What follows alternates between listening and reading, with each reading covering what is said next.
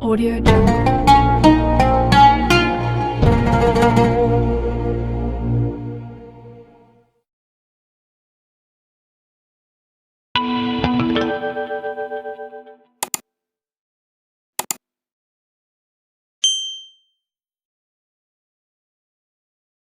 Assalamualaikum ya akhi ya ukhti. Assalamualaikum ya akhi ya ukhti.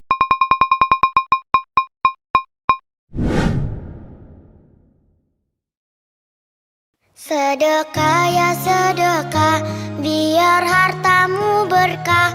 Allah Maha Pemurah, pasti akan ditambah.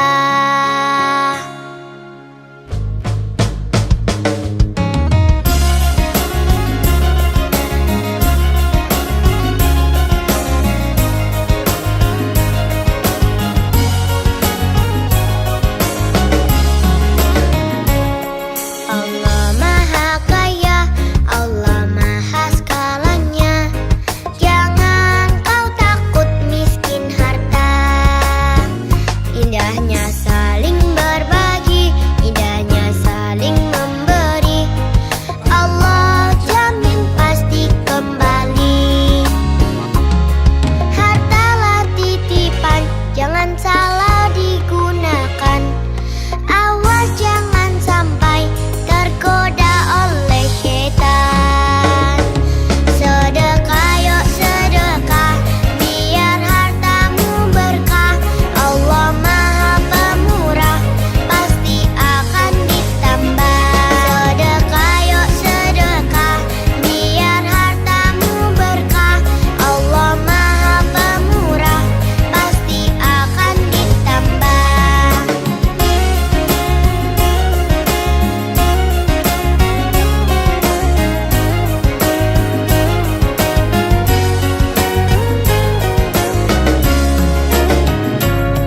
Hartalah titipan, jangan salah digunakan. Awas jangan sampai tergoda oleh syaitan. Sedekah yuk sedekah, biar hartamu berkah. Allah Maha Pemurah, pasti akan ditambah. Sedekah yuk sedekah, biar hartamu berkah. Allah Maha Pemurah, pasti akan ditambah. Sedekah yuk sedekah, biar hartamu berkah. Allah Maha Pemurah, pasti akan ditambah. Sedekah yuk sedekah, biar hartamu berkah. Allah Maha Pemurah, pasti akan ditambah. Ya Fatahu ya Rozak, ya Fatahu ya Rozak, ya Fatahu ya Rozak, ya Fatahu ya Rozak.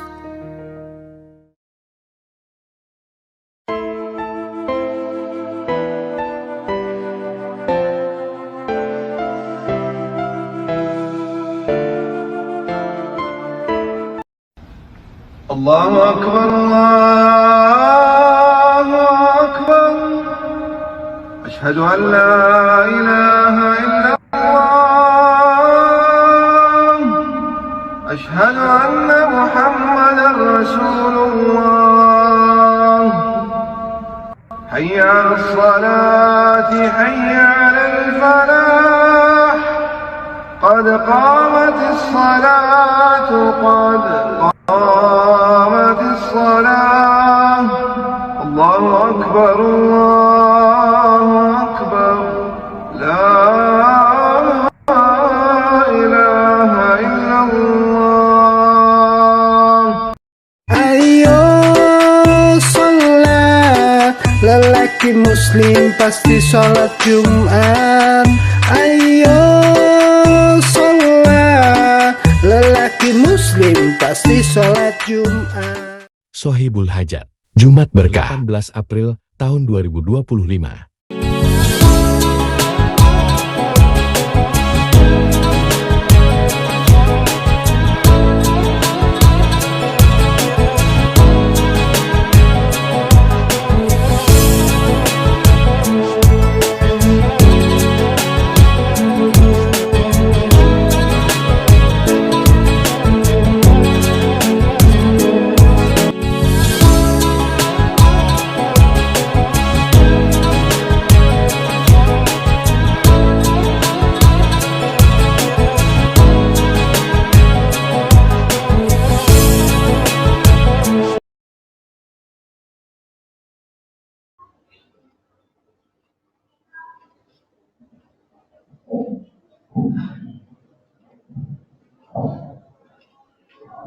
Assalamualaikum warahmatullahi wabarakatuh.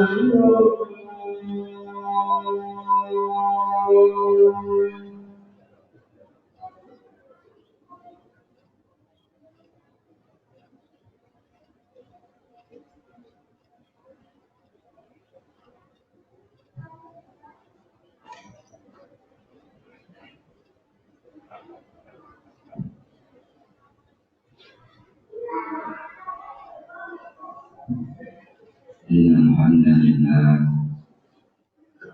nahmaduhu wa nasta'inuhu wa nastaghfiruh wa na'udzu billahi min shururi anfusina wa min sayyiati a'malina. Man yahdihillahu fala mudilla lahu wa man yudlil fala hadiya lahu. Asyhadu an la ilaha illallah wahdahu la syarika lahu wa asyhadu anna Muhammadan abduhu wa rasuluh. يا أيها الذين آمنوا اتقوا الله حق تقاته ولا تموتن إلا وأنتم مسلمون. يا أيها الناس اتقوا ربكم الذي خلقكم من نفس واحدة وخلق منها زوجها وبث منهما رجالا كثيرا ونساء. واتقوا الله الذي تساءلون به والأرحام إن الله كان عليكم رقيبا يا أيها الذين آمنوا اتقوا الله وقولوا قولا سديدا يصلح لكم أعمالكم ويغفر لكم ذنوبكم ومن يطع الله ورسوله فقد فاز فوزا عظيما فإن أصدق الحديث كتاب الله وخير الهدي هدي محمد صلى الله عليه وسلم وشر الأمور محدثاتها وكل محدثة بدعة وكل بدعة ضلالة وكل ضلالة في النار.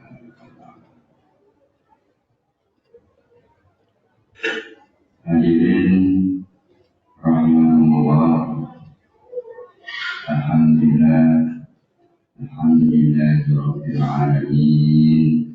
Marilah kalimat ini senantiasa kita panjatkan rasa syukur kita kehadirat Allah Subhanahu wa taala atas segala nikmat, atas segala apa yang Allah berikan kepada kita, baik nikmat dunia, nikmat umur, nikmat kesehatan, nikmat keluarga, nikmat sahabat, dan nikmat yang lain.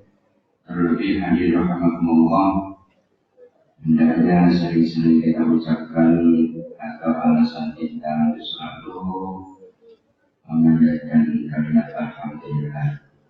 Alhamdulillah. Jadi rahmatullah, mudah-mudahan bisa tadi mengenai fitnah dunia menjadikan pelajaran untuk kita semua agar kita waspada, agar kita minta perlindungan kepada Allah, menjadi orang yang selalu mendapatkan bimbingan dari Allah Subhanahu wa taala. Aku qouli hadza astaghfirullahal-azim.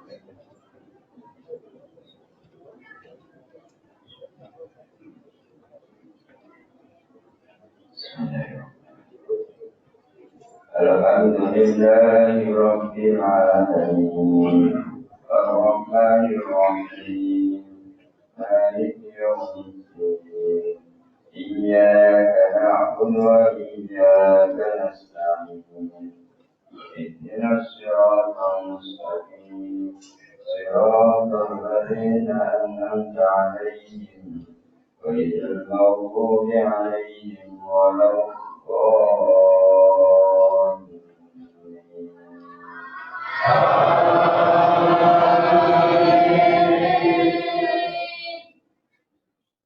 Alhamdulillahi fatiris samawati wal ardi ja'ilil malaikati rusulan uli ajnihatin masna wa thulatha wa ruba' yazidu fil khalqi ma yasha' inna Allaha ala kulli shay'in qadir.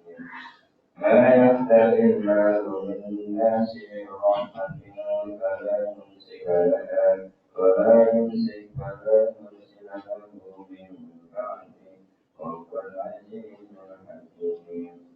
يا أيها الناس اذكروا نعمة الله عليكم هل من خالق غير الله يرزقكم من السماء والأرض لا إله إلا هو فأنى تؤفكون. وإن يكذبوك فقد كذبت رسل من قبلك وإلى الله ترجع الأمور.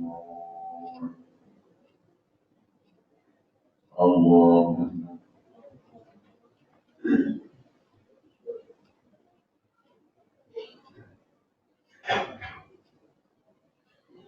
Sami Allahu liman hamidah. Allahu Akbar. Rindu kami padamu, ya Rasul. Rindu tiada terperi. Berabad jarak darimu, ya Rasul. Serasa di kau di sini. Cinta ikhlasmu pada manusia bagai cahaya surga. Dapatkah kami membalas cintamu secara bersahaja?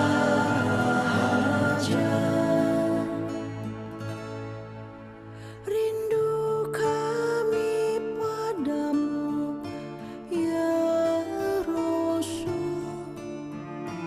Rindu tiada terperi. Berabad jarak darimu, ya Rasul. Serasa di kau di sini.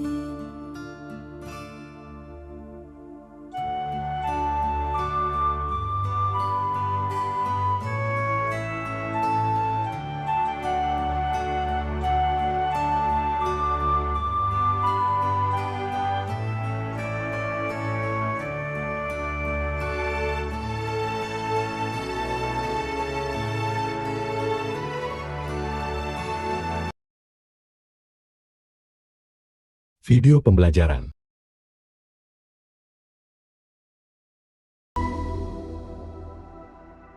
Ketika setengah 12, nah itu yang dirasa lagi megang keyboard gitu, langsung kayak ditungkup, betul-betul kayak berasa ditungkup dengan itu yang kayak kelambu itu, langsung pres, langsung wah goyang udah. Dan saya rasa juga perasaan mau meninggal di situ, soalnya berasa sakitnya itu emang udah nggak ketahan gitu ya, nggak ketahan, bener-bener betul-betul menggigilnya tuh nggak ketahan. Tapi dipaksakan daripada tempat orang gitu, dipaksakan. Udah kenapa udah anter, nggak usah, dipaksakan aja. Padahal jalan udah sempoyong, cuma diliatin terus teman, oh kemana kan, dari mana? Kok sempoyongan itu pucat? Nggak apa-apa, mau pulang. Gitu aja pas masuk ke masjid, udah nyampe ke masjid, nah itu mau buang air kecil, itu sambil nyender karena menahan badan supaya jangan jatuh nyender ke tembok gitu. Nah kemudian balik, nah pas mau buka pintu itu langsung gelap, nggak bisa gini pun nggak kelihatan nih telunjuk tuh. Jadi namanya melihat, buta melek lah, melihat tapi nggak kelihatan apa-apa. Nah kemudian saya nyari kunci aja merayap tuh, nyari kunci itu merayap. Sudah merayap juga kunci ada beberapa lagi di situ, kan harus dicoba satu-satu sambil nahan sakit itu. Nah pas ketemu dibuka, balik itu sampai nggak sempet dikunci, langsung tutup, langsung ke atas. Itu teriak saya sekencang-kencangnya itu, ya Allah tolongin saya, ya Allah, itu sampai sekencang-kencangnya. Dari situ bisa ngelihat lagi, tapi sama seperti di laut, seperti di dalam air. Langsung saya menuju ke tempat tidur saya kayak ngebanting diri karena udah nggak kuat gitu. Plak, ngebanting diri dalam keadaan celentang gini, keringet tuh begini udah ngebut sumur terus. Nah dari situ kok berasa kaku. Wah, kata saya nih, kenapa kaku? Terus ini udah nggak bisa bergerak. Ah ini nih digigit gini. Semuanya nggak berasa. Nah di situ saya sadar, oh mungkin nih udah waktunya saya meninggal. Udah berasa, nah dari sini udah nggak bisa gerak, sampai ke sini rasa sakit sampai ke tenggorokan sini. Plak, baru saya keluar. Nah keluar itu, dan di samping saya sudah ada yang wajahnya bersih itu, dan saya yakin itu Ijrail itu. Saya yakin di hati itu Ijrail. Kayak gimana wujudnya? Waduh, kalau ngebayangin Mujun tuh gimana ya, soalnya dia tuh sampai sekarang saya kebayang wajah, tapi bersihnya tuh bercahaya, nggak bisa, kalau di tengah-tengah itu juga kayak siapa atau apa nggak bisa bilang, nggak bisa apa-apa gitu. Nah dari situ hanya kan bisa ngelihat, kalau udah begitu pasti ngelihat jasad sendiri kayak Biraga Sukma gitu, kayak ajian Biraga Sukma keluar bisa ngelihat jasad sendiri. Jadi akhirnya saya minta maaf di situ semuanya, ke orang tua saya, ke teman-teman saya, besok tinggal mayitnya gitu. Sempat bilang begitu? Iya, tapi nggak bilang ke itu, kan udah keluar. Jadi besok cuma dengan batin aja, berarti kan kayak dengan batin, padahal kan asli udah keluar. Cuma minta maaf ke mama, ke bapak, ke semuanya minta maaf saya tuh. Besok tinggal mayitnya saya tuh. Gitu, akhirnya dari situ, nah tahu-tahu saya ada di satu tempat. Nah di tempat itulah, yang pertama itu memang ada di satu taman. Taman itu bunganya segini-gini tingginya nih. Taman kayak taman biasa anak-anak tuh. Kayak taman-taman. Dan gitu, yang itu betul-betul indah lah kalau dilihat, sama lah gitu. Kalau taman-taman tuh indah. Cuman anehnya di sana tuh nggak ada daun kering. Jadi kalau kita lihat daun itu semuanya, kalau dilihat nggak ada daun yang kering, nggak ada. Jadi daun semua seger semua, dan nggak ada sampah. Segini pun nggak ada sampah. Nah, yang paling saya ngain itu ada yang di ayunan, lagi di ayun-ayun, terus bilang, ayah, itu ternyata itu anak saya yang udah meninggal. Itu anak saya sudah meninggal. Maaf ya kalau misalkan agak sedih ya. Jadi itu manggil saya, itu udah gede ternyata di sana itu, udah gede. Berarti di sana ada pertumbuhan kalau anak bayi itu. Meninggalnya prematur. Prematur 6 bulan itu, meninggal 6 bulan prematur. Nah pas ketemu anaknya bagaimana? Sama pelukan biasa pelukan. Dan dia alhamdulillah aman-aman aja, seneng lah di sananya itu, seneng di Sempat komunikasi? Oh iya lah. Ngomong apa kalau boleh tahu? Iya, komunikasi. Sekarang ayah datang kenapa pertamanya itu? Oh dia nanya? Iya. Ya mungkin ayah udah waktunya saat itu. Dan di situ emang nggak ada orang yang hidup, emang orang meninggal semua. Ketemu temen yang udah meninggal. Wah udah di sini, gitu. Iya, gitu. Akhirnya udah pada paling sapa. Bersyukurlah kalau ke tempat ini, jangan sampai ke sono. Maksudnya ada tempat disiksa. Itu ada yang tempat disiksa, makanya saya tuh dulu tuh sebenarnya saya nahan tuh jangan sampai cerita sebenarnya. Tapi sekarang saya belak-belakan, siapa tuh bisa diambil hikmahnya ya. Tapi tergantung nanti orang mau percaya atau enggaknya. Tapi yang jelas demi Allah ini yang saya alamin. Gitu. Waktu itu ketemu teman yang sudah meninggal itu, kalau boleh tahu siapa? Bang Entis juga namanya. Jadi yang jadi saksi saya ketika lepas yang megang ada denyut, itu nama Bang Entis juga namanya, dari ini orang Cikampek. Nah kalau yang nyapa saya Bang Entis orang sekampung saya. Oh, sudah meninggal lama? Sudah meninggal lama. Dan ada beberapa lagi lah gitu yang nyapa itu. Akhirnya saya alhamdulillah di situ udah bergabung sama mereka. Biasa satu di sana orang yang paling kaya di sana itu orang yang paling banyak amalnya. Orang duit udah nggak apa-apa, nggak ada di sana, nggak ada seperti itu. Orang yang paling kaya di sana itu adalah orang yang paling banyak amalnya. Beda dengan di dunia ini. Kalau di dunia ini orang paling kaya ya orang banyak duitnya. Kalau nanti ketika pindah alam bisa berubah itu, bisa jadi paling miskin di sana itu. Karena di sana tuh yang paling kaya adalah orang yang banyak amalnya. Suami istri yang soleh, itu betul-betul kesukaannya, keindahannya hidup di sana bisa dirasakan oleh saya sendiri. Seneng apapun ada, yang diinginkan apa tuh ada, dan tidak perlu capek. Kalau di sini kita dilayani pembantu ada 2, ada 3, di sana pun sama. Ada yang 40, ada yang 30, yang itu jadi si perempuan kadang. Nah ini yang tidak itu, si perempuan dilayani oleh pemuda-pemuda kalau butuh apa-apa gitu. Ntar bergantian segitu aja gotong royong kayak gitu. Ntar si bapaknya juga. Yang jelas itu satu rumah itu seperti kerajaan gitu. Masing-masing rumah itu punya prajuritnya, punya ini, seperti itulah. Jadi kalau misalkan saya ingin makan tinggal bilang langsung ada.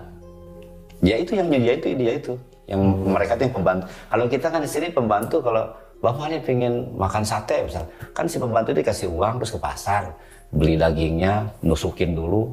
Nah kalau di sana itu langsung seperti itu gitu. Langsung ada. Dia itu yang nyiapin. Bapak pesan apa waktu itu? Masih ya, pokoknya pingin apapun tuh yang bergerak tuh mereka itu.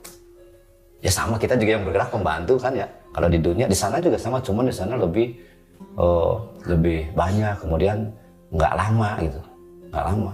Pingin apapun dia yang kerja nyiapin. Kemudian masuk ke satu masjid. Sholat biasa. Nah saya jadi ingat ke di Al-Quran itu ada orang berjihad itu tidak mati. Memang di sana juga pada sholat. Walaupun sudah tidak dihitung gitu ya, di sana kan udah selesai kan. Tapi yang biasa kebiasaan sholat tidak bisa meninggalkan itu, tetap aja pada sholat. Ada masjid, ada yang baca Quran. Ini orang-orang di sana pada wujudnya seperti apa, Pak? Sama.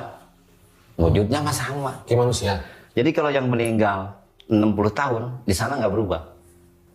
60 tahun. Gitu, nggak mundur, nggak naik. Tetap aja segitu, wujudnya segitu gitu. Ada umur 70 ya segitu. Cuman nggak ada yang pinsang, nggak ada yang cacat, nggak ada, sama sekali nggak ada. Ini yang kalau Pak Ustadz kenal gitu ya? Yang saya lihat. Yang terakhir meninggalnya umur segitu, ya pas di sana ketemunya kayak Ya begitu kan juga. ngobrol biasa. Bajunya? Sama seperti biasa bajunya pun. Jadi nggak ada baju khusus ya? Nggak ada, yang saya lihat itu sama aja. Gitu yang baju koko, yang ada yang pakai jubah, sama aja, nggak ada beda. Cuman di sana itulah nggak ada sampah sama sekali, nggak ada, bersih. Kemudian ini pada baca Quran, terus pembantu-pembantu di masjid itu yang marbotnya juga ada. Kemudian ada ini yang orang compang-camping tuh, compang-camping.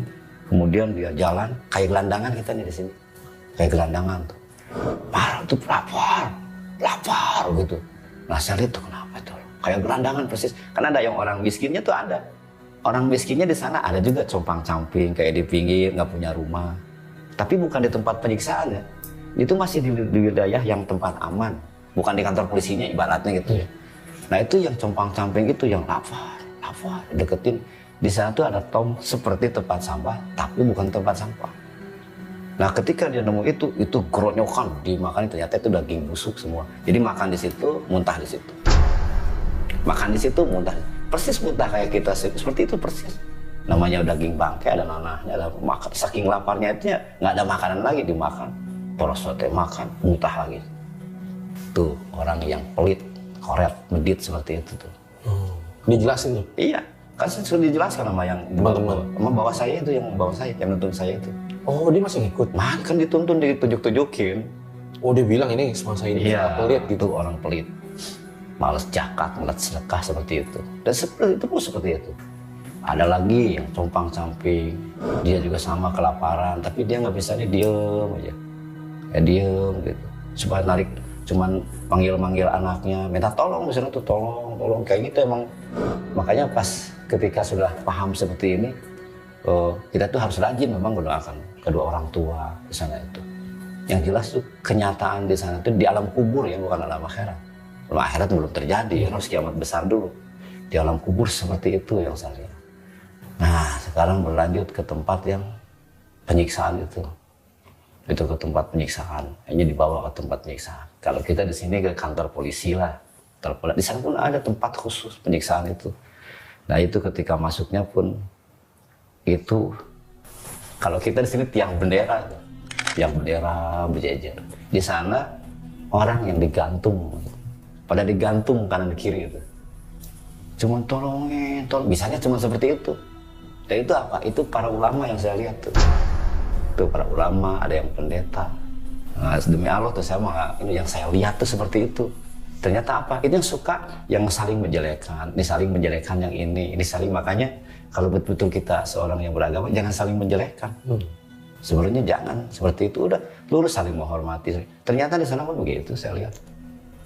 Ada yang merasa dirinya benar, semuanya. Kalau kita mau masuk ke Polda itu kan bendera, itu benderanya itu tuh digantung. Nah ketika masuk ke satu tempat itu jeruji besinya ada. Cuman si tempat penyiksaannya itu sampai jauh mata memandang tuh nggak tahu ujungnya di mana. Itu lahar semua, persis seperti lahar lah, ngeboprak seperti itu. Panas banget itu? Oh, bukan panas lagi, itu mah satu cemplungin aja langsung habis, tinggal tengkorak. Ada yang dicemplungin? Bukan, ada lagi, banyak, makanya saya paling nggak kuat di situ, teriak semua. Jadi orang nongol di dalam api lahar itu pada nongol tuh, yang pada minta tolong, makanya saya tuh nggak kuat tuh di situ. Kalau nggak kuat ditahan aja. Nah inilah tempat penyiksaan orang-orang yang suka membangkang Allah. Itu jauhnya. Di sini mah enak penjara di sini. Walaupun besi juga pakai keramik, masih duduk santai. Di sana boro-boro enak makan, enak tidur juga nggak bisa. Di sini masih enak makan, enak tidur. Makanya walaupun di penjara di Di sini kalau masih makan masih enak, tidur masih nyenyak, itu masih surga itu. Jangan banyak mengeluh, itu masih surga. Nah di sana baru-baru bisa makan, baru-baru bisa minum, orang dicemplungin di persis lahar itu. Jadi pas udah dicemplungin, terus bagaimana? Udah pada itu aja banyak aku, pada teriak. Ada yang angkat tangannya jadi kulit lagi, turun lagi, tulang lagi. Angkat tangannya jadi tulang lagi.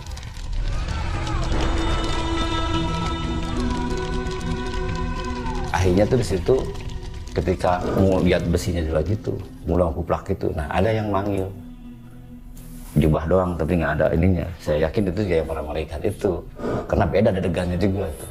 Ahmad, ada kiriman. Wah, naik tuh. Tahu-tahu naik ke rumah Ahmad tuh. Biasa lagi. Jadi pas sudah keluar dari api itu biasa lagi berkulit, bertulang, berdaging, terus dibawa ke tempat itunya.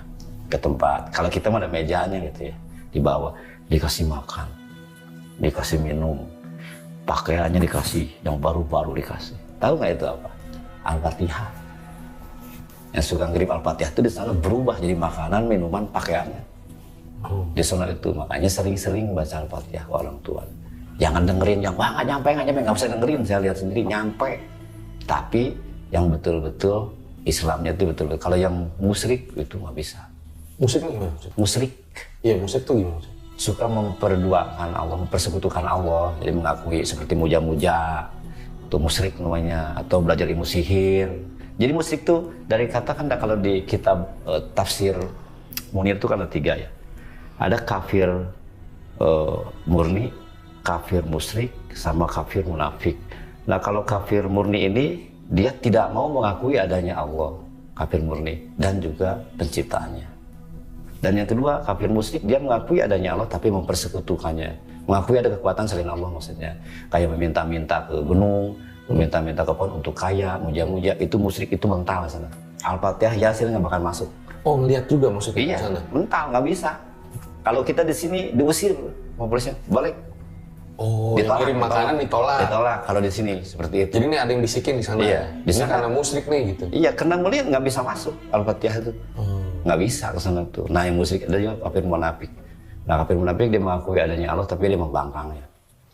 Tapi tadi yang membangkang itu masih bisa diterima itu. Ya, pokoknya nanti hitungannya itu nanti di sana itu ada fa'amma masakulat mawazinuhu fahuwa fi satir. Barang siapa orang yang berat kebaikannya dia langsung masuk surga. Berikut di alam kubur juga ada surga, di dunia juga ada surga ini kan sama. Di alam akhirat apalagi terakhir. Nah, barang siapa yang berat kebaikannya langsung ke tempat yang tadi tuh, yang bersih, yang bening, yang penuh dengan sukacita.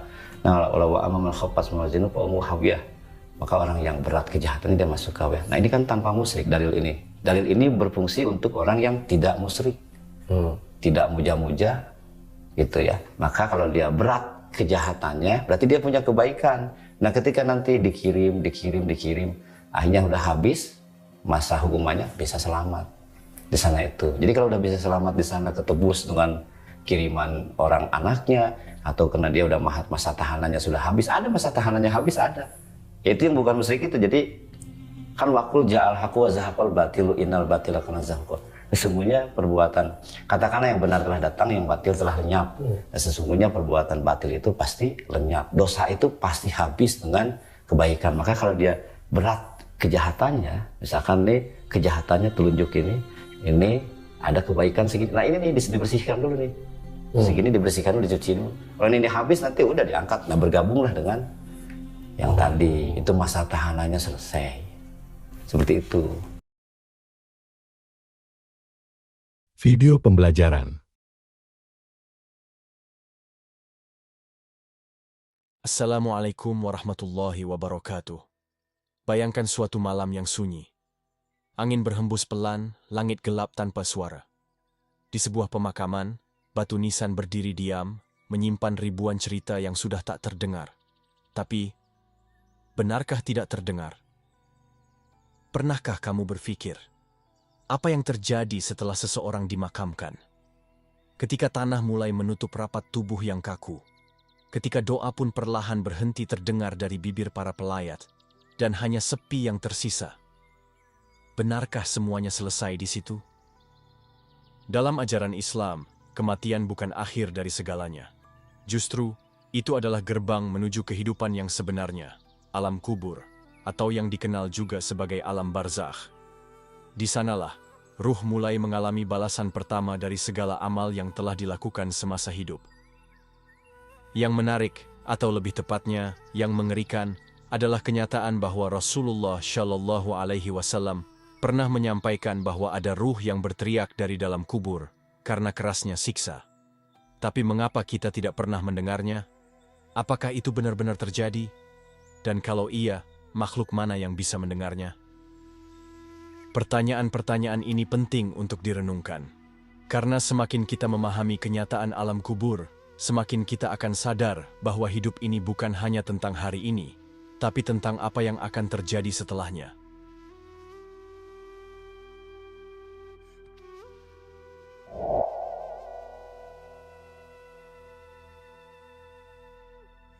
Ruh yang berteriak karena siksa kubur. Dalam Islam, kehidupan setelah mati tidak dimulai saat hari kiamat, tetapi langsung setelah kematian, di alam barzakh. Dan salah satu bagian paling mengerikan dari alam kubur adalah siksa kubur. Rasulullah Shallallahu Alaihi Wasallam bersabda dalam hadis yang diriwayatkan oleh Al-Bukhari dan Muslim. Sesungguhnya, jika seorang hamba disiksa di dalam kuburnya, maka segala sesuatu yang berada di sekitarnya akan mendengar jeritannya, kecuali manusia dan jin. Hadis ini membuka tabir tentang realita yang tidak kita lihat, bahwa ruh yang disiksa dalam kubur akan menjerit karena rasa sakit yang luar biasa. Ini bukan jeritan biasa, tapi jeritan dari jiwa yang dihimpit, dipukul, dan dihakimi karena dosa-dosa yang dulu dianggap sepele. Dalam riwayat lain disebutkan bahwa kubur bisa menghimpit seseorang hingga tulang rusuknya saling menembus satu sama lain. Bayangkan tekanan sedahsyat itu, dan ruh yang tidak bisa melarikan diri hanya bisa menjerit dalam kegelapan dan kesendirian. Siksa ini bukan tanpa sebab. Ia datang karena amal buruk, meninggalkan sholat, berdusta, menebar fitnah, tidak menjaga wudhu, memakan riba, hingga lalai dari perintah Allah. Bahkan dalam sebuah kisah, Rasulullah pernah melewati 2 kuburan dan bersabda bahwa kedua penghuni kubur itu sedang disiksa, bukan karena dosa besar yang luar biasa, tapi karena satu tidak menjaga diri dari najis saat buang air, dan yang satu lagi karena suka mengadu domba. Ini menunjukkan bahwa siksa kubur sangat dekat, dan bisa menimpa siapa saja yang menganggap enteng dosa. Hadis-hadis ini bukan sekadar peringatan, tapi peringatan yang dibenarkan oleh Nabi yang tidak pernah berbicara dari hawa nafsunya. Ini bukan kisah seram untuk menakut-nakuti, tapi realita yang harus kita sadari. Karena ruh yang berteriak itu, bisa saja kelak adalah ruh kita, jika kita tak segera memperbaiki diri. Makhluk yang bisa mendengar suara dari dalam kubur. Setelah kita memahami bahwa ruh yang disiksa dalam kubur bisa menjerit dengan suara yang memilukan, timbul satu pertanyaan besar. Siapa sebenarnya yang bisa mendengar jeritan itu? Karena jika jeritannya sedemikian keras, kenapa manusia, yang begitu dekat dengan kubur, tidak pernah mendengarnya? Dalam hadis sahih yang diriwayatkan oleh Imam Al-Bukhari dan Muslim, Rasulullah Shallallahu Alaihi Wasallam menjelaskan, sesungguhnya jika seorang hamba disiksa dalam kuburnya, maka segala sesuatu yang berada di sekitarnya akan mendengar jeritannya, kecuali manusia dan jin. Artinya, selain 2 makhluk itu, hewan-hewan bisa mendengar jeritan dari alam kubur. Mereka menangkap suara dari dimensi lain yang tidak mampu kita rasakan.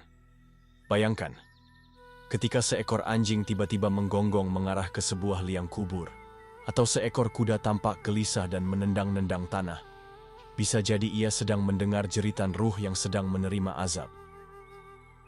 Ada sebuah riwayat menarik yang memperkuat hal ini. Dalam satu kesempatan, Rasulullah pernah melewati 2 kuburan. Beliau bersabda bahwa kedua penghuni kubur itu sedang disiksa. Setelah itu, kuda-kuda yang ikut bersama para sahabat menunjukkan reaksi ketakutan. Dalam riwayat yang lain, kuda Nabi sendiri nyaris tersungkur karena mendengar sesuatu yang manusia tak bisa dengar.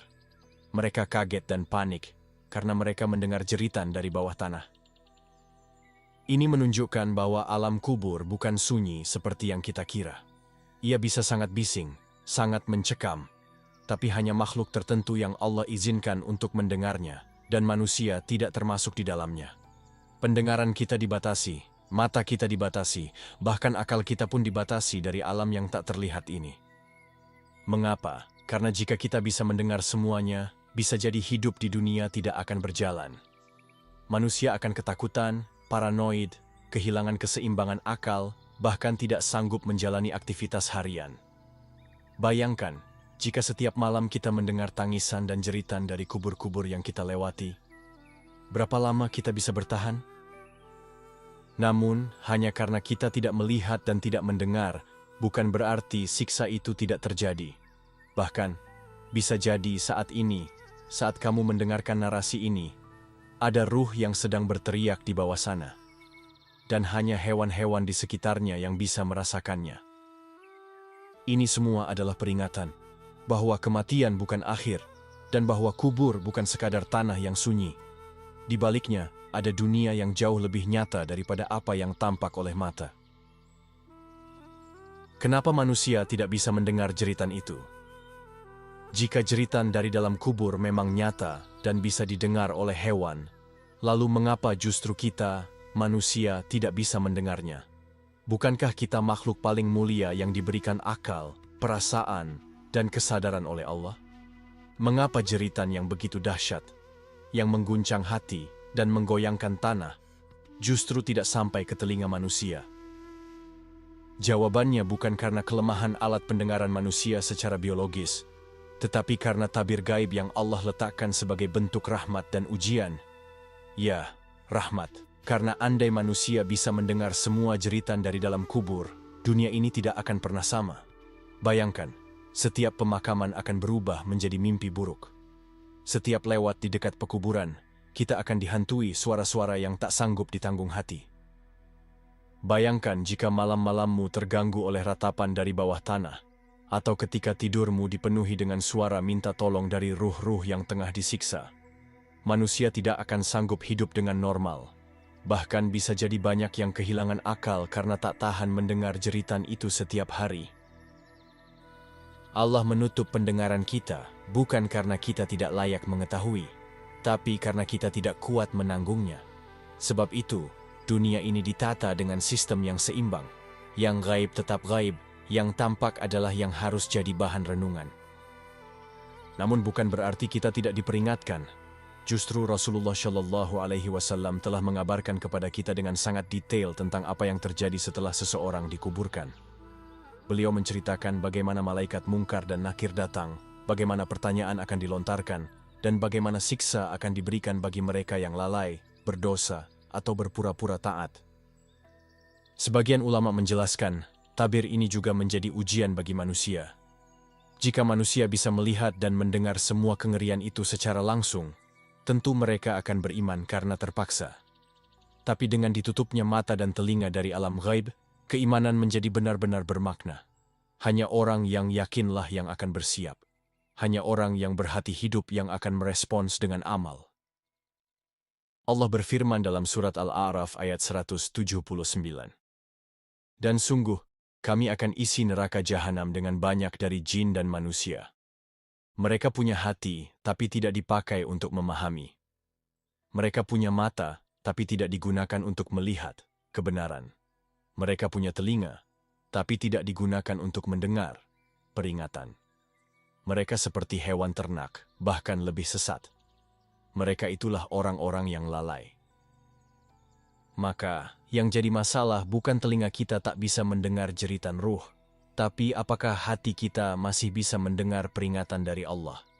Karena sejatinya, peringatan telah disampaikan melalui wahyu, hadis, dan pelajaran-pelajaran yang setiap hari kita lihat.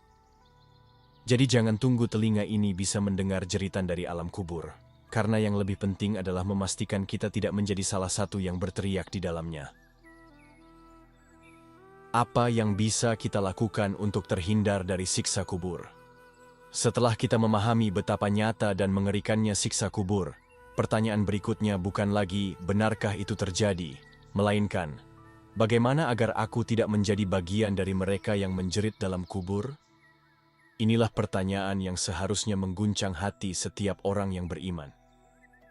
siksa kubur bukanlah mitos atau dongeng untuk menakut-nakuti. Ia adalah kenyataan yang dijelaskan dalam banyak hadis sahih dan diperkuat oleh ayat-ayat Al-Quran. Maka, berusaha menghindarinya adalah kewajiban setiap muslim.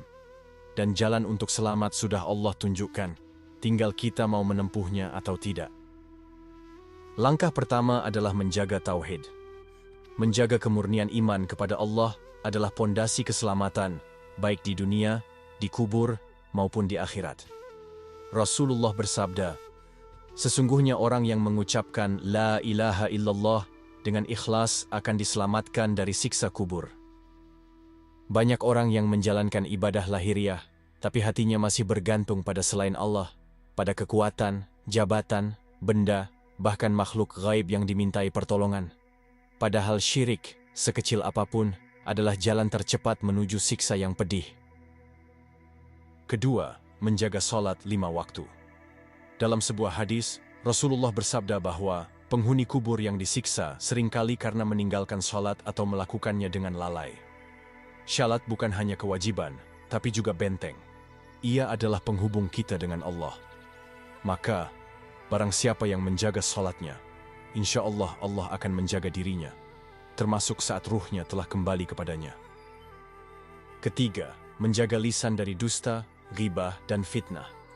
Dalam hadis yang sangat terkenal, Rasulullah pernah melewati 2 kuburan dan bersabda, "Kedua penghuni kubur ini sedang disiksa, dan mereka tidak disiksa karena dosa besar menurut manusia.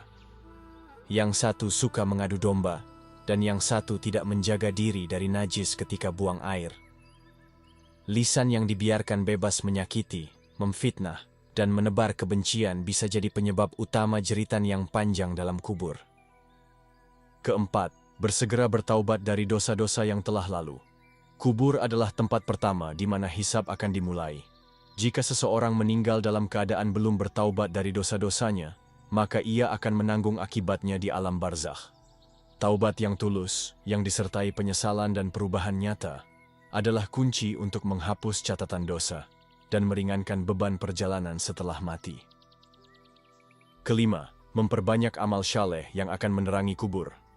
Dalam beberapa riwayat, disebutkan bahwa amal syaleh seperti membaca Al-Quran, sedekah, puasa sunnah, dan zikir akan datang menemani mayit dalam kubur, memberikan cahaya dan ketenangan. Bahkan, surah Al-Mulk dikenal sebagai salah satu surat yang menjadi penyelamat dari siksa kubur bagi orang yang rutin membacanya dengan penuh iman dan penghayatan. Dan terakhir, berdoalah agar Allah melindungi kita dari siksa kubur. Rasulullah sendiri, manusia paling mulia dan terjaga dari dosa, setiap selesai salat selalu memohon perlindungan dari 4 perkara, salah satunya adalah siksa kubur. Ini menunjukkan betapa pentingnya permohonan ini. Jangan pernah anggap enteng. Jadikan doa ini sebagai bagian dari rutinitas harian kita, karena tidak ada yang menjamin kita aman dari azabnya, kecuali rahmatnya. Maka, jalan menuju keselamatan dari siksa kubur bukanlah jalan misterius. Ia terang, terbuka, dan bisa ditempuh oleh siapa saja yang sungguh-sungguh ingin selamat. Tinggal satu pertanyaan, maukah kita benar-benar mempersiapkan diri sebelum tanah menutup tubuh ini selamanya? Saudaraku, dunia ini hanyalah tempat singgah. Kita bukan diciptakan untuk tinggal lama di atas bumi ini. Setiap dari kita pasti akan kembali ke dalam tanah. Dan saat itulah, semua topeng akan lepas, semua gelar akan tertinggal, dan yang akan bicara hanyalah amal. Jeritan dari dalam kubur bukan sekadar cerita menakutkan. Ia adalah peringatan yang nyata. Peringatan agar kita hidup dengan kesadaran, bukan dengan kelalaian. Karena kubur bukan akhir dari segalanya, tapi gerbang menuju kehidupan yang sebenarnya. Entah sebagai taman dari taman-taman surga, atau lubang dari lubang-lubang neraka. Maka, sebelum napas terakhir diambil, sebelum tubuh terbujur kaku, sebelum tanah menjadi selimut yang abadi, mari siapkan diri. Bersihkan hati dari syirik dan dengki. Jaga sholat, luruskan niat, jaga lisan, dan perbanyak amal. Bukan untuk orang lain, tapi untuk diri kita sendiri. Saat semua orang tak bisa lagi membantu,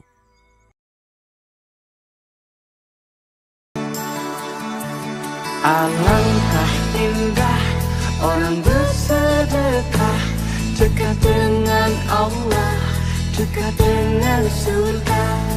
Takkan berkurang harta yang sedekah, akan bertambah, akan bertambah. Allah Maha Kaya yang Maha Pemurah, yang akan mengganti dan membalasnya. Allah Maha Kuasa yang Maha Perkasa, semoga akan membalas surga. Oh, indahnya saling berbagi, saling memberi karena Allah. Oh, indahnya saling menjaga, saling mengasihi karena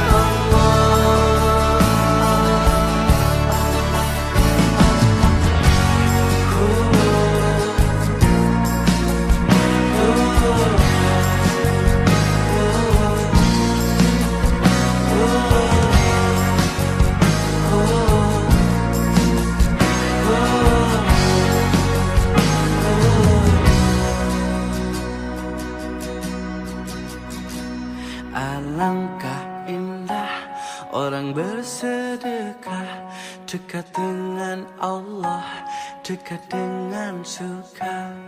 Takkan berkurang harta yang sedekah, akan bertambah, akan bertambah. Oh, indahnya saling berbagi, saling memberi karena Allah.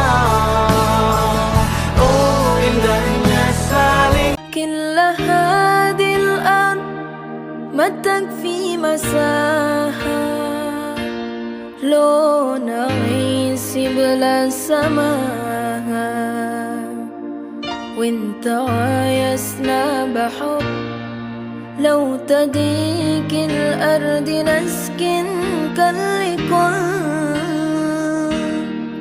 كل هذه الأرض ما تكفي مساها لو نعيش بلا سماها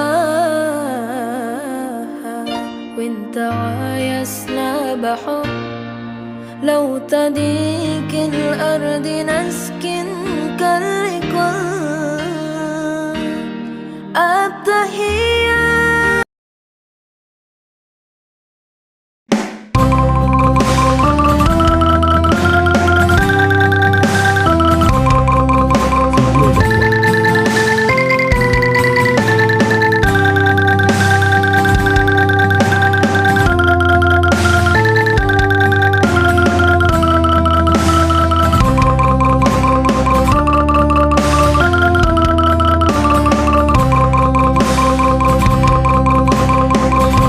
Saya kalau diajak suami naik mobil, ya, suami kan nyetir di kanan, saya di kiri. Perempuan ini cepet baper, Pak. Suami salah ngomong aja, udah sreset.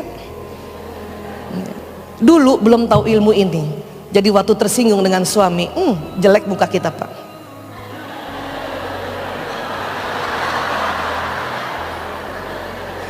Dan itu membuat kita jelek. Dan akhirnya kita nggak dapat surga karena suami jembatan surga.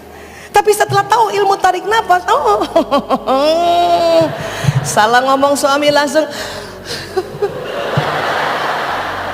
di kursi nih Pak, di kursi nih Pak. Makanya saya kalau jalan sama suami itu jendela mobil saya selalu berembun. Gara-gara dikit-dikit.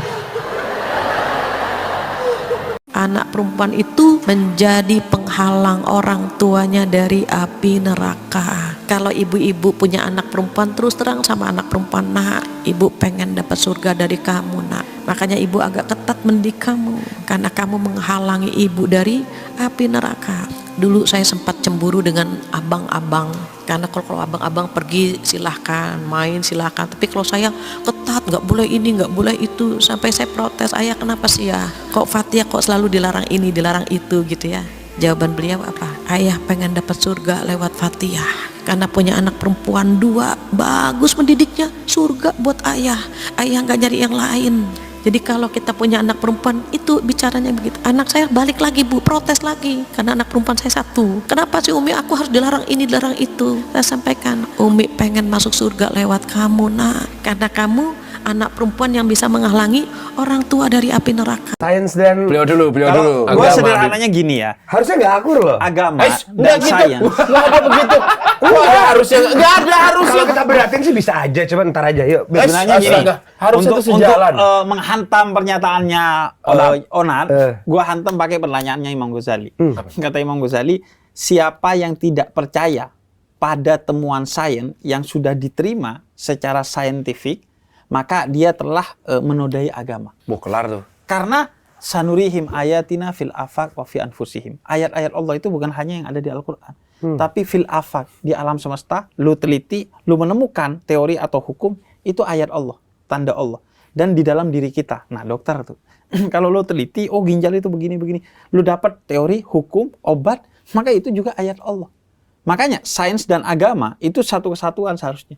Sesuai sabdanya Rasulullah, nanti akhir zaman ada satu fadilah yang hilang, termasuk tanda-tanda kiamat, termasuk tanda akhir zaman. Itu orang seneng bersedekah tapi gak seneng ngutangi tonggo. Wong sedekah kenceng, bangun masjid kenceng, bangun musola kenceng, santunan anak yatim kenceng, tonggone utang boten bisa utang. Itu akhir zaman. Seorang wanita sedang asik bermain handphone di dekat motor yang terparkir di depannya. Namun saat itu, pengendara mobil berwarna putih ini tiba-tiba datang dan membunyikan klakson mobilnya dengan sangat keras dan berulang-ulang. Sang wanita pun tahu, pasti dia ingin lewat di jalan tersebut, namun ada motor yang menghalanginya. Wanita ini pun dengan ikhlas menyingkirkan motor tersebut agar tidak menghalangi mobil yang akan lewat itu. Motor ini pun diparkir lebih jauh dari mobil yang akan lewat tadi, namun pria yang ada di dalam mobil itu masih saja membunyikan klakson mobilnya hingga mengganggu ketenangan di taman itu. Sang wanita pun menjadi penasaran. Akhirnya dia pun kembali lagi untuk menghampiri si pengendara mobil. "Ada yang bisa saya bantu?" ucap sang wanita dengan suaranya yang begitu ramah.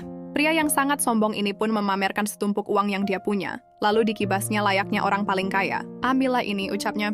"Maaf tuan, ini tidak perlu." Tapi pria itu melemparkan uang tersebut lalu menutup kaca mobilnya. Daripada sayang, wanita ini pun akhirnya mengambil uang tersebut. Dan dia pun punya ide untuk memberikan uang itu kepada petugas kebersihan yang ada di taman tersebut. Tanpa merasa risih sedikit pun berada di dekat tukang kebersihan, wanita ini pun menyapanya.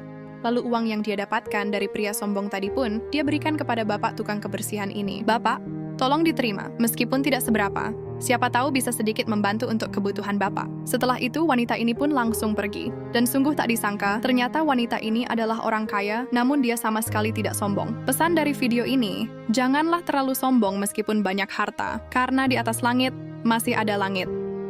Nanti, di perjalanan waktu berganti, akan muncul keadaan ganti umat, ganti umat, ganti umat, sampai ke ujung dunia berakhir. Sebelum menuju itu, kata Nabi, ada satu keadaan, kondisi yang ditandai di masa itu dengan satu, tadharal fitanu, banyaknya fitnah tersebar. Wa yakthurul kadhibu, banyaknya manipulasi. Sehingga sulit dibedakan mana yang benar, mana yang salah. Sedikit-dikit ada masalah. Pertentangannya makin banyak. Wa tataqarabul aswaqu, terjadi percepatan digital sehingga tandanya pasar mudah diakses. Ibu dulu kalau ke pasar naik angkot kan, naik ojek, manual, beli, pulang ke rumah ya. Sekarang diklik barangnya datang ya. Baik. Wa yataqarabuz zamanu, nanti waktu terasa cepat. Setahun seperti sebulan. Sebulan seperti sepekan. Sepekan seperti sehari. Sehari seperti sekilatan. Kayaknya baru kemarin ketemu, padahal sudah setahun. Ya, terjadi sekarang. Wa yuqdadul ilmu, pakar-pakar, ulama-ulama mulai meninggal satu-satu, dan yang muncul tiba-tiba orang-orang yang tidak jelas, tapi bisa jadi pengajar agama, jadi ustadz, bisa memberikan fatwa, dan sebagainya. Saya tanya pada ibu, kira-kira dari 5 hal ini sudah terjadi belum sekarang? Sekarang pertanyaannya, ketika masalahnya makin banyak, pertentangannya makin rumit, kadang sulit dibedakan mana yang asli, mana yang palsu, bagaimana cara kita selamat melewati masa itu, sehingga apapun tugas yang kita jalani dalam kehidupan, ibu sebagai, istri, sebagai ibu rumah tangga, mungkin juga berkarir dan sebagainya, bagaimana menjalani pekerjaan dengan selamat dan kembali kepada Allah dengan bahagia dan mendapatkan rahmat Allah Subhanahu wa taala. Siapapun yang meninggal Bapak Ibu sekalian dari orang yang kita cintai tidak hilang. Ya. Dia hanya mendahului kita pindah alam. Justru dia sedang menuju kepada kehidupan abadi. Kan kita punya rukun iman kan ada 6. Rukun yang kelima iman kepada hari kiamat. Ya. Satu paket tuh. Kematian sampai nanti masuk surga dan neraka. Surga atau neraka gitu. Maka kalau ada orang meninggal, dia sedang menuju kepada kehidupan akhiratnya. Kehidupan abadi yang sebenarnya. Dunia ini sebentar kita akan lalui. Nanti pada saat meninggal, disitulah kehidupan yang abadi yang sebenarnya. Dan pasti akan ketemu. Selama tiketnya ya, sama. Iman dan amal. 2 ilmu paling mahal dalam hidup ini, yaitu tahu diri dan tahu batas. Dengan tahu diri, kita menyadari siapa kita, dari mana berasal, dan apa tujuan kita. Sedangkan tahu batas mengajarkan kapan harus berhenti, pergi, atau kembali. Kedua ilmu ini menjaga kita dari kesombongan dan mencegah luka hati yang dalam. Saat kita tahu tempat dan sadar batasan, hidup menjadi lebih bijak, tenang, dan penuh makna. Imam setelah Al-Fatihah baca surat panjang. Tolong supaya nyala kolbu kita, dengarkan langsung bawa ke kolbu. Ini bergetar loh Bu. Kadang ibu nggak tahu artinya, bapak nggak tahu artinya, itu bisa nangis. Jadi waktu dengar ya, tolong tidak bawa ke atas kepala. Kalau ibu bawa atas kepala, mulai kepala menganalisa, akal menganalisa. Ya Allah panjang nih, gitu. Oh udah langsung, aduh panjang nih, waduh. Itu kalau dibawa ke kepala. Tolong dengar, langsung kirim.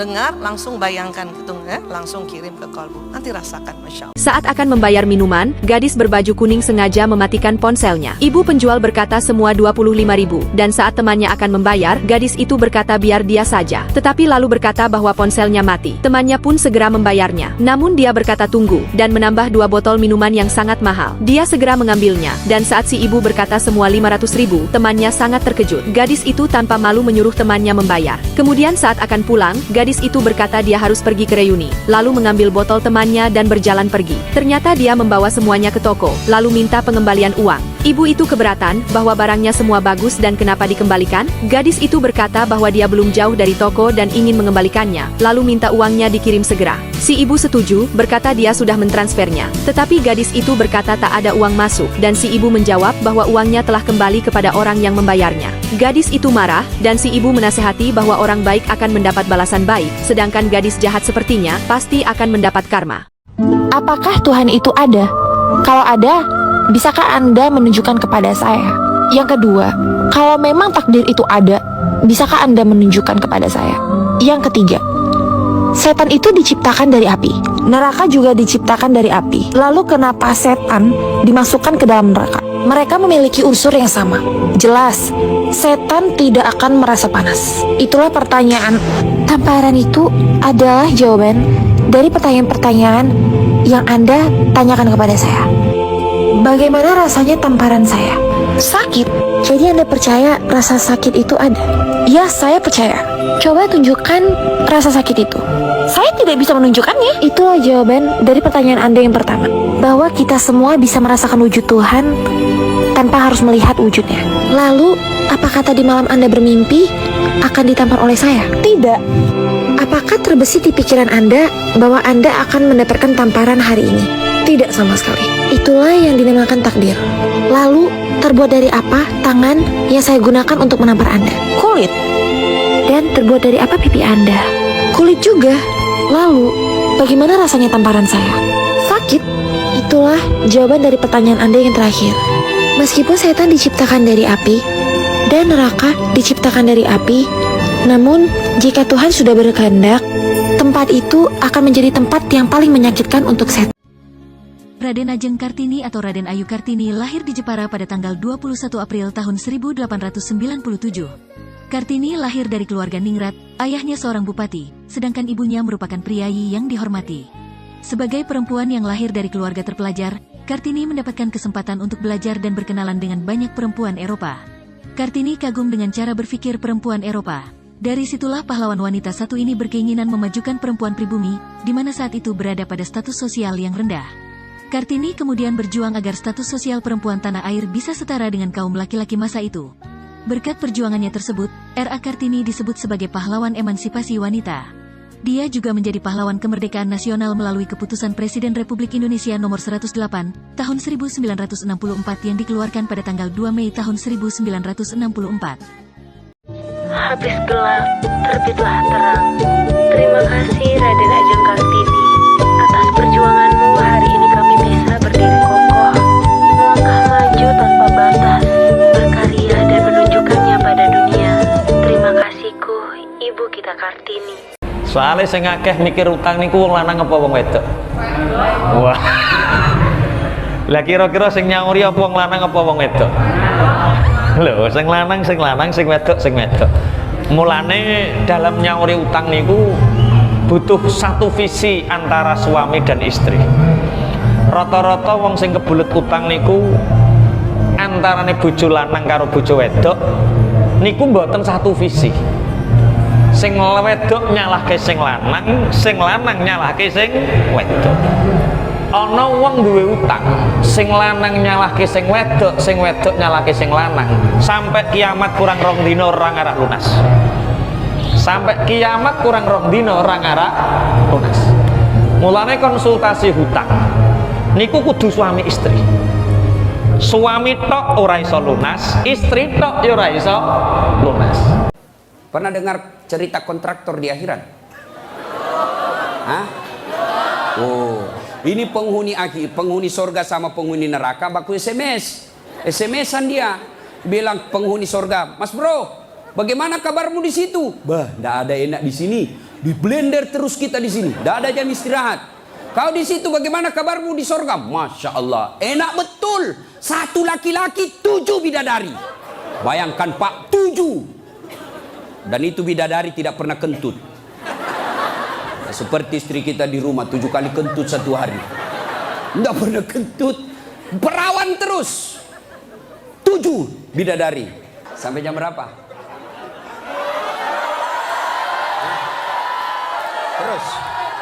Terus. Lalu kata penghuni sorga, wah enak betul di sini. Penghuni neraka, bolehkah kami jalan-jalan ke situ? Boleh. Ya gimana? Penghuni neraka kan kreatif, banyak solusinya. Gimana? Sudahlah, tidak usah cemas. Kami bikin jembatan dari sorga, kamu juga bikin jembatan dari neraka. Kita ketemu di tengah. Setuju? Setuju. Lelang proyek. Keluar pemenang tender. Kerjalah. Hari pertama hancur juga ini Ustaz. Aduh. Nasib sial saya ini malam. Uang merah kek.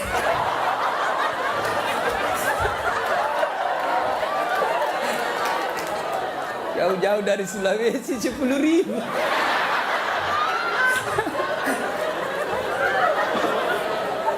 Nah, lalu dia bilang hari pertama proyek dari neraka selesai 50%. Hari kedua selesai 70%. Hari ketiga tuntas, efektif dan efisien. Selesai proyek. Sampai di tengah dilihat-lihat proyek dari surga. Kenapa belum mulai-mulai? Dia teriak lah ini dari neraka. Mas bro, kenapa kau belum mulai proyekmu? Kami sudah sampai di tengah sesuai perjanjian. Kenapa kau belum mulai? Kata penghuni dari surga, bagaimana mau dimulai? Pemborong, kontraktor, pengawas, panitia ada semua di situ.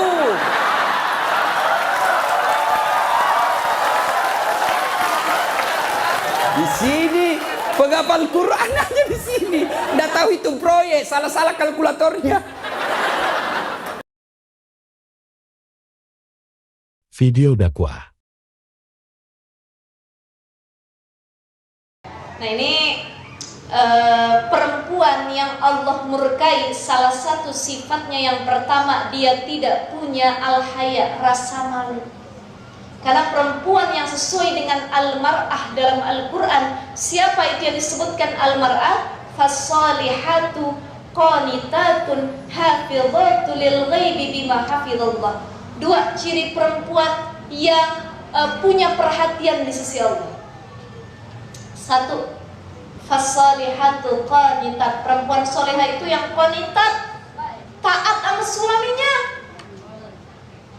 Selama perintah suami tidak melanggar aturan Allah, wajib kita taat.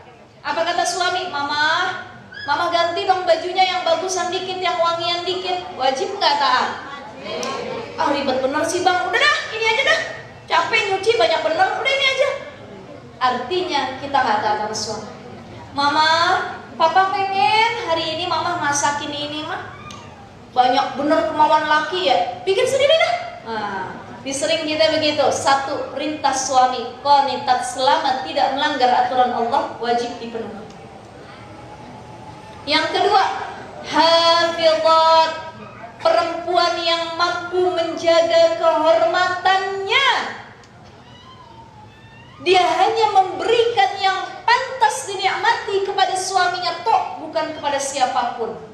Ada perempuan yang kalau sama orang lain lemah lembut, sama lakinya kayak macan. Betul apa betul? Sama orang lain, misi pak, mau kemana pak? Iya, makasih ya pak ya. Tuh, ada nggak bu?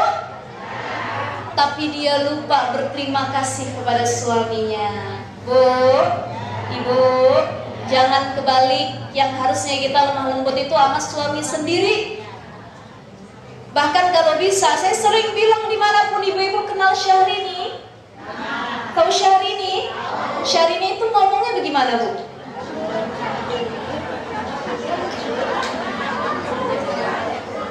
Syahrini itu kalau ngomong cantik, manja, iya kan? Kalau bisa kita ngomong ke suami modelnya begitu.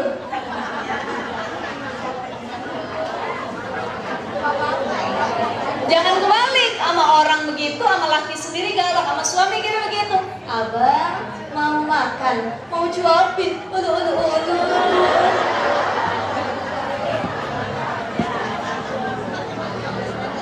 Insya Allah. Ini nggak boleh kebalik. Bagaimana depan suami, bagaimana depan yang bukan mahramnya. Malah kalau yang bukan mahramnya, perempuan itu harus bersifat tegas. Jawabannya nggak boleh lemah gemulai. Iya atuh, nggak mau. Nggak boleh kita bilang. Tapi justru kita dianjurkan untuk seperti itu kalau di depan suami sendiri. Jadikan suami layaknya anak bayi. Ibu kalau punya bayi bagaimana bu? Duduk, adik mau bobo, bobo ya sayang, bobo, gitu ya bu ya. Insya Allah. Ibu, bu, sama suami juga begitu, ya bu ya. Duduk, abang mau bobo untuk saya. Nah ini yang diperintahkan oleh agama.